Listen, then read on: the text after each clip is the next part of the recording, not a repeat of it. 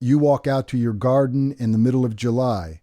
The air is heavy and damp. You have been tending these tomatoes since April, back when they were just tiny seeds, sitting in a paper cup on your kitchen windowsill. You carried water to them. You tied them up with twine. You waited. But today you walk down the row, and you look at the lower leaves near the dirt. You see it. The edges are turning a sickly yellow. In the center of that yellow, there are dark brown spots. If you look closely, the spots look like a target, a bullseye stamped right into the flesh of the leaf. You bend down to pinch it off, and you catch a faint smell in the humid morning air. It smells like wet basement dirt and decay. That is blight. Your heart drops. You get in your truck and drive down to the local hardware store.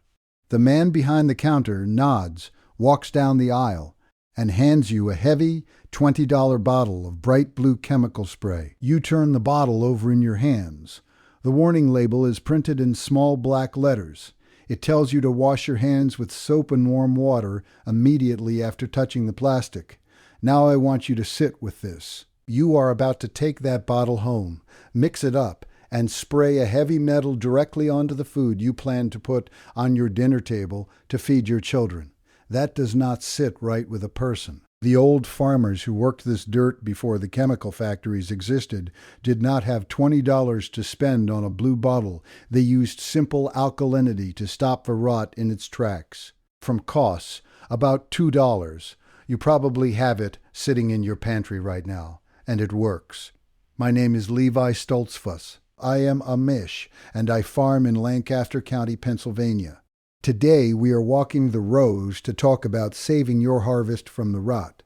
I will be honest with you right at the start, the way I always am. The simple spray we are going to mix is a cure for early fungal problems. It will stop the spread cold, but it cannot bring a completely dead, blackened plant back to life. Nothing can do that. When the main stem turns to black mush, the plant is gone. Honest is better than impressive. If you catch this early, at the very first sign of a yellow leaf, you will save your crop. The English buy these expensive heavy metals to coat their plants every single summer. They mean well. They just want to save the food they worked so hard to grow. But why do the big chemical companies hope you never learn the simple, quiet science of a leaf's pH? We will look at that later. Right now, we need to understand the heartbreak of that brown spot. I am standing out by my Brandywine tomatoes. They are doing fine this year, strong and green. But 2 summers ago, my neighbor, an English fellow named John, lost his entire row to early blight. He had beautiful plants, thick stalks, good fruit setting on the vine. Then the July humidity hit. The air got thick enough to drink. He saw the first brown bullseye on a bottom leaf, just barely the size of a dime. He thought it was just a dry spot from the sun. He ignored it. 3 days later, the spot had spread up to the middle leaves. The stems started to shrink and turn black. The tomatoes themselves got hard, sunken scabs on the skin. He lost 90 pounds of good food. That is the nature of this disease.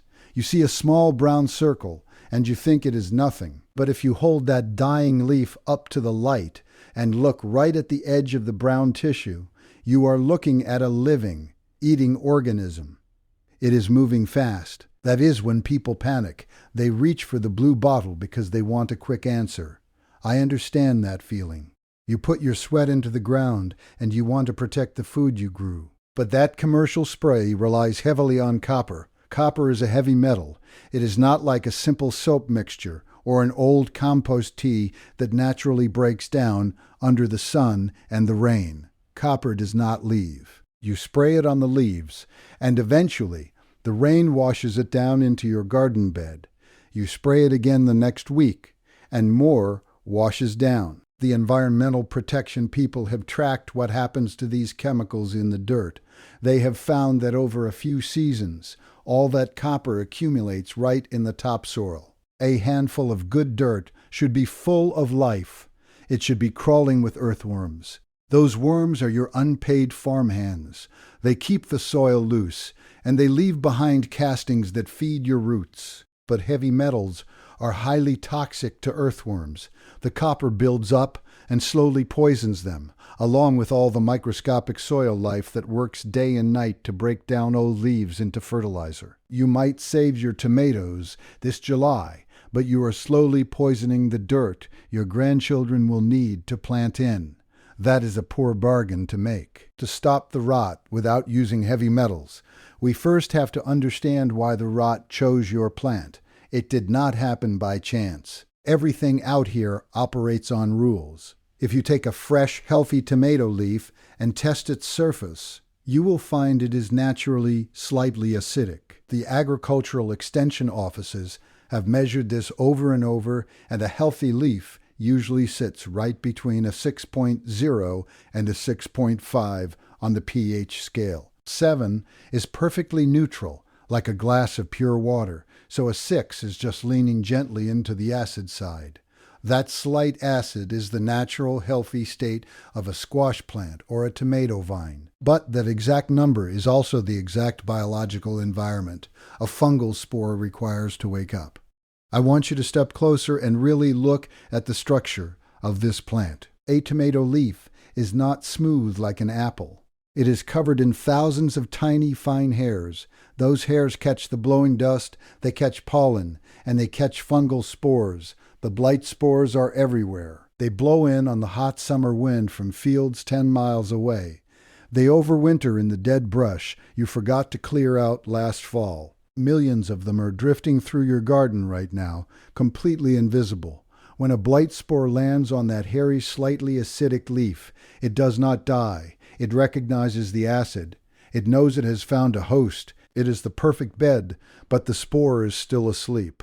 The acid alone cannot make the spore germinate and drill its way into the flesh of the leaf. A dry spore on a dry leaf will just sit there in the heat for days. It might even blow away if a good stiff breeze comes through the valley. To start the infection, the rot needs one more piece of the puzzle. It needs moisture, and not just a passing afternoon shower. It needs a long, steady soak. It needs the exact kind of damp blanket that so many good, hard-working folks provide for it, night after night, out of pure kindness for their garden. When the sun dips down behind the tree line, and the evening air begins to cool off, they walk out with their garden hose. They see their tomato vines drooping, just a little bit from the harsh afternoon sun. They turn the brass nozzle to a wide spray, and they soak the whole garden right from the top down. People think they are doing a kind thing. They think they are washing the field dust off the leaves and giving the plant a cool drink before bed. It feels right, but it is the most destructive thing you can do to a tomato plant. That overhead evening watering guarantees the leaves stay wet all night long. The sun is gone. There is no heat left to evaporate those heavy water drops. The moisture just sits there, trapped in the tiny hairs on the leaf surface, soaking into the plant tissue in the dark.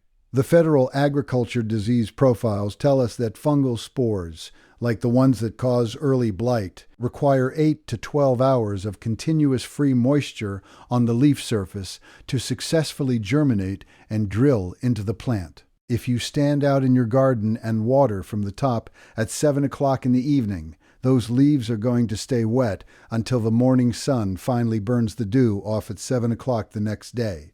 That is exactly 12 hours. You have just handed the blight the perfect, uninterrupted window of time it needs to take hold. You must water at the base of the plant, right down at the dirt line where the stem meets the soil. And you need to do it in the morning. Let the deep roots drink the water, and let the rising sun keep the leaves bone dry. Once you start watering at the base, you cut off the free moisture the rot needs to spread.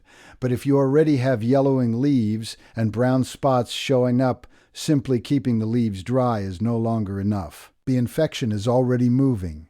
We have to violently change the environment right on the leaf itself. We need to take that slightly acidic, comfortable bed the spore is resting in and turn it into a place where the rot cannot survive. We do that with simple sodium bicarbonate. You know it as plain baking soda from the kitchen cupboard. Baking soda is highly alkaline. If you test it, it sits at an 8.3 on the pH scale. When you mix a properly diluted batch of this and spray it over the sick leaves, it forcefully alters the surface of the plant, flipping it from acidic to alkaline in a matter of seconds. You instantly create a hostile environment, but the alkalinity is only half the battle. The baking soda also works through a physical process called osmotic shock. If you have ever cured meat for the winter, you understand how this works. Every November, we'd butcher hogs, and we pack the hams in heavy salt. We leave them sitting in the cold. The salt draws the deep moisture right out of the raw meat, so it will not spoil in the smokehouse. The sodium in baking soda does the exact same thing to a living fungal spore. When that alkaline spray hits the microscopic Blight spore sitting on your leaf, the high concentration of sodium acts like a dry sponge against the cell wall of the fungus. It pulls the moisture out. It rips the water right through the membrane. The spore is rapidly dehydrated, and it collapses in on itself before it can burrow any deeper into the living tissue. The rot simply dries up. This is not a new idea. Long before there was a hardware store selling $20 blue bottles, farmers were fighting these exact same fungal pathogens. The late blight pathogen, the disease that causes potatoes to rot in the ground, is the exact same organism that caused the Irish potato famine back in the 1840s. It starved entire nations. The farmers back then did not have chemical factories, but they had wood stoves. Every morning they would clean the cold, gray ash out of the firebox.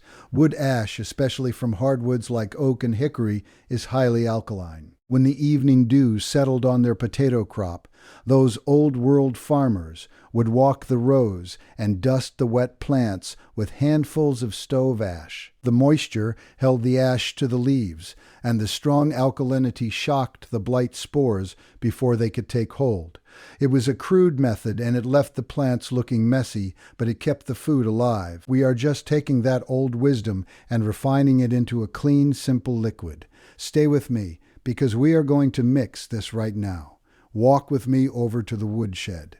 I told you earlier that there is a reason you cannot mix this recipe using city water from your kitchen tap.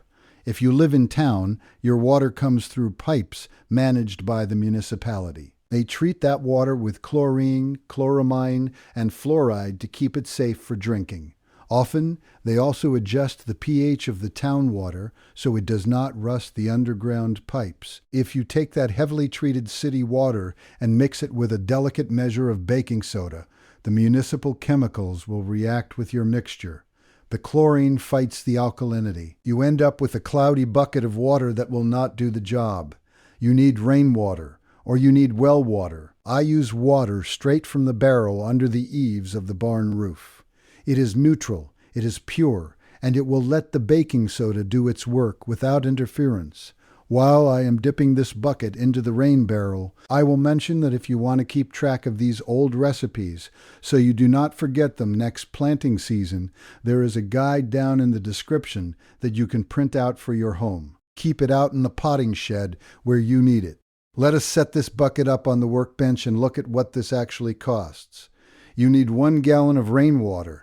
That costs you nothing but the time it takes to dip the bucket. Next, you need the baking soda. Just the plain yellow box from the baking aisle at the grocery store. A standard box costs about $1.50, and we are only using a tiny fraction of it, so that is about 10 cents of material. Then we need our sticker. A sticker is what makes the mixture hold fast to the slippery surface of the tomato leaf when the morning dew comes. For this, we just use plain vegetable oil from the kitchen. We will use 1 tablespoon, which comes out to maybe 15 cents. Finally, we need 2 single drops of plain, unscented liquid dish soap. That acts as an emulsifier, binding the oil and the water together in the bucket so they do not separate. That is another 5 cents. If you buy commercial organic fungicide, you are paying anywhere from $15 to $25 a bottle. We just gathered everything we need to cure a whole row of tomatoes, and the total cost is under $2. Waste nothing. Having the materials sitting here on the bench is the easy part, but the measurements are where most folks go wrong. You cannot just dump these ingredients into the bucket and hope for the best. If you guess the amounts, you will burn your plants right to the ground.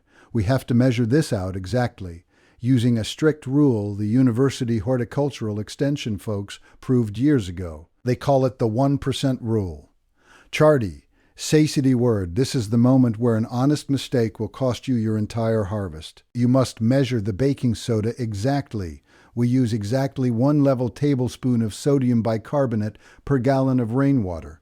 Not a heaping spoon, not a heavy pour, straight from the yellow box. If you stand out here and just dump a handful of baking soda blindly into the bucket, thinking that more is better, you will create a severe state of sodium toxicity. The heavy salt concentration will pull the moisture out of the fungal spores, yes, but it will not stop there.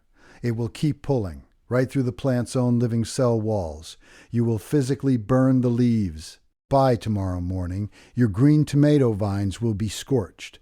The edges will turn black, and the tissue will get brittle, like old parchment paper. That chemical burn will destroy the plant faster and worse than the early blight ever could. We level off the measuring spoon, just like my wife does when she is baking bread in the kitchen. You scrape the top flat with your thumb. We drop that single tablespoon into the gallon of water. Even with this exact measurement, every garden is different. The sun hits your property differently than mine. Some older heirloom tomato varieties have thinner, more delicate leaves than the modern hybrids. So before you load up a 2-gallon pump sprayer and coat your entire garden, you need to practice a simple bit of patience. Test this mixture on just 2 or 3 leaves down at the bottom of one plant. Then you walk away. Give it 24 hours to make sure your plant tolerates the mixture.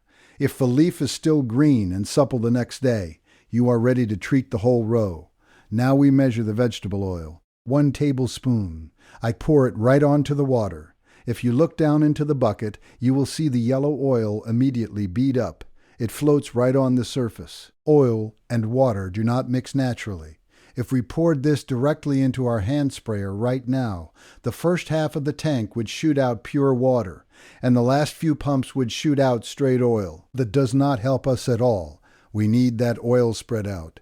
It is the sticker. Without the oil, the next heavy morning dew will just wash the baking soda right off the plant and down into the garden dirt. The oil forms a microscopic coating. It catches the alkalinity and glues it directly to the tiny hairs on the tomato leaf. When the sun comes up and dries the dew away, that alkaline armor remains. But to get the oil suspended evenly through the whole gallon, we need the dish soap. 2 drops of plain soap. Not a long squirt, just 2 single drops. I don't know the chemistry name for it. I know what it does. It breaks the surface tension. It forces the oil to bind with the water. I take a clean piece of pine kindling from the woodshed floor, and I stir the bucket. You can hear it scraping the plastic bottom, making sure no baking soda is clumped up down there. As the stick moves, you watch the water change. It goes from perfectly clear to just a little bit cloudy. The soap pulls the oil down into the water column. The baking soda dissolves completely, leaving no grit behind. I keep the pine stick moving in slow, steady circles. There is no heavy chemical smell rising out of this bucket. No bright blue dye staining your skin. Just clean, simple ingredients that have been used to scrub floors and bake bread for 100 years, waiting to do their work.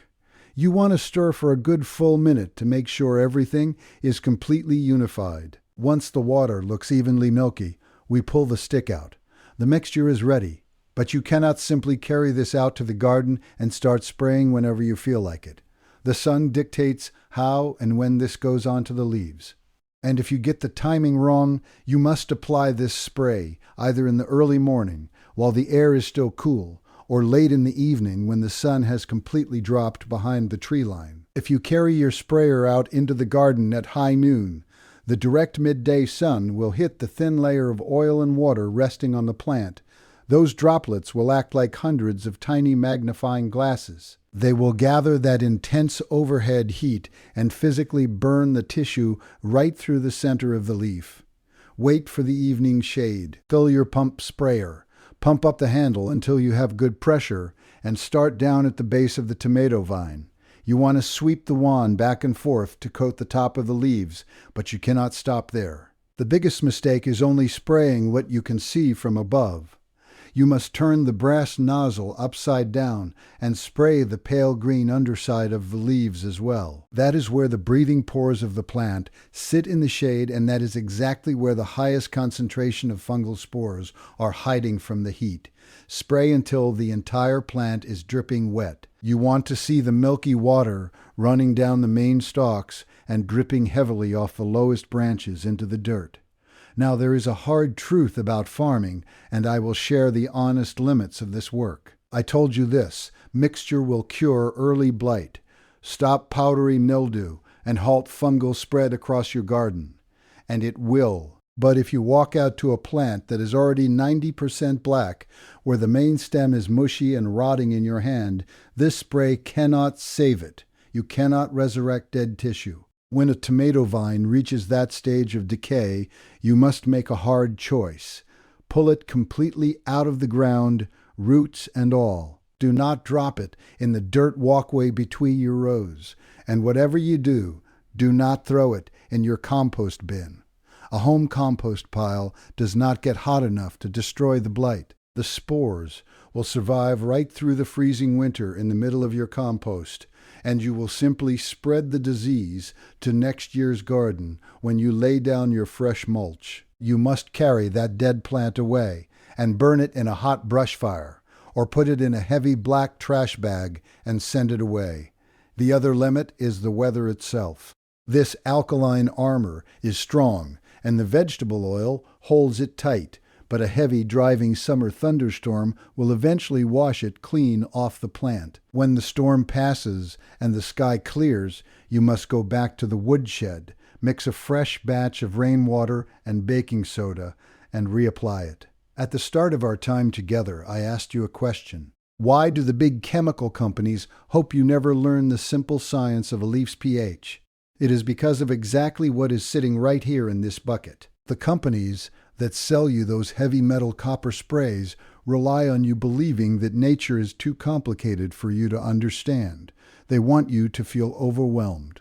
They want you to think that a brown spot on a leaf requires a $20 chemical solution mixed up in a factory. If you understand that a fungal spore is simply a living thing looking for an acidic bed, and if you understand that you can change that bed to an alkaline state with a 10-cent scoop of pantry baking soda, you stop being a customer.